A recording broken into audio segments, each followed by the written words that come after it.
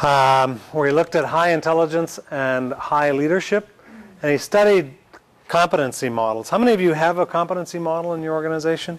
You've identified the key skills, the key skill sets, so a number of you have them.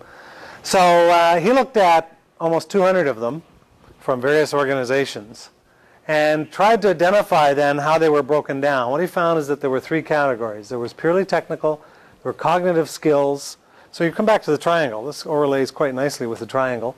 And then there was the emotional intelligence areas. And what he found was that emotional intelligence proved to be twice as important as the others at all levels. But then at the managerial and certainly the senior management level, star performers, nearly 90% of the difference in their profiles was attributable to emotional intelligence. That was the huge difference, was their level of self-awareness, self-management, social awareness, and relationship management. So ability to manage that soft side. It sounds like you guys talked a bit about the emotional side of the organization, which is the heart of leadership. That's at the very essence of what strong leadership is all about.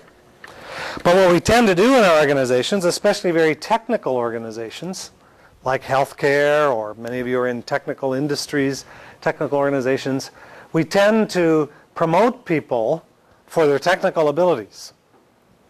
And yet, as is found in one of Goldman's other books here, he talks about this paradox of where they studied once successful managers who failed. So this is not a statement of all managers. This is saying managers who were promoted, usually for their technical ability, who failed ultimately.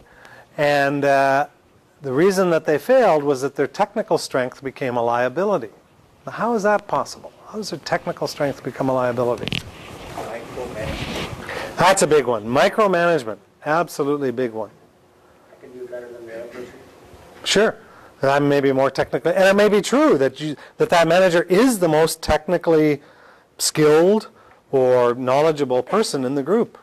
So there's a tendency then to do that. What else? They may be so focused on their technical abilities that they don't realize the changes happening around them. Okay, yeah. So that's my comfort zone. That's my focal point. That's why I was promoted. That's what I need to keep doing. So I'm not looking at that much bigger picture.